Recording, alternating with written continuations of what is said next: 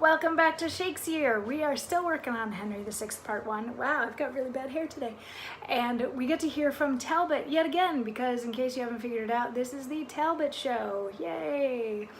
We're in Act 2, Scene 2 today, so just a quick recap of things. In Act 1, France and England fought again, and Joan of Arc, or Joan de Purcell, beat Talbot but didn't kill Talbot because she said it wasn't his time yet. She ran away, and the English are like, what the? And the French are like, party! And yesterday we partied with wine and cheese. So then in Act 2, Scene 1, now after the French have been partying, it's like the middle of the night, and Talbot and Bedford and a bunch of the other dudes like take ladders and they go and they sneak into the French town so that they can kill a whole bunch of Frenchmen because they don't like the fact that they lost. And at the very end of Act 2, Scene 1, Joan and Charles the Dauphin wake up and they're like, what the? And they're like, this is all your fault. And she's like, what? I'm supposed to defend everybody while I'm still asleep? Like, come on, give me a break. Give me a break. So now in Act 2, Scene 2, we get the English side, and they are now reveling and cheerful about all the French people that they just killed.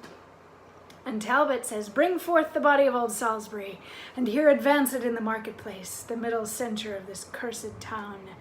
Now have I paid my vow unto his soul. For every drop of blood was drawn from him, there hath at least 5 Frenchmen died tonight. And that hereafter ages may behold what ruin happened in revenge of him. Within their chiefest temple I'll erect a tomb, wherein his corpse shall be interred, upon the which, that every one may read, shall be engraved the sack of Orleans, the treacherous manner of his mournful death, and what a terror he had been to France. But lords, in all our bloody massacre, I muse we met not with the Dauphin's grace, his new-come champion, virtuous Joan of Acre, nor any of his false confederates. To which Talbot's compatriots reply, well, I thought that somebody said that they saw them sneaking out of town still in their pajamas when they heard us coming, because I sort of forgot to mention there's a sort of a funny bit at the end of Act 2, Scene 1, where like the French are losing, they feel like they're being attacked from all the different sides because they set up 3 ladders to be able to get into the town. And they're like, right, and then they hear somebody in the distance shouting, a Talbot, a Talbot. And it turns out that it's one Englishman just running around going, a Talbot, making people flee in fear of that name. And then he like picks up their weapons and stuff and considers them vanquished. So anyway, so that's kind of a funny tidbit, but the next funny tidbit is after Talbot says all of this and how they're going to bury Salisbury in France and they're going to erect a monument to him in France. And he's like, we didn't see the Dauphin or Joan anywhere.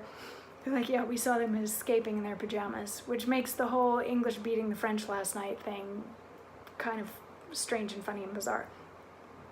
And then a messenger comes in from the Countess inviting Talbot to come and visit her. And he's like, what? And he looks over at his captain. He's like, and the captain's like, and they go off to visit the Countess. And I believe we get to hear, do we get to hear from her tomorrow? If we don't hear from her tomorrow, we get to hear from him as he's been talking to her. Or anyway, or something. Anyway, I'll tell you what happens between the Countess and Talbot tomorrow.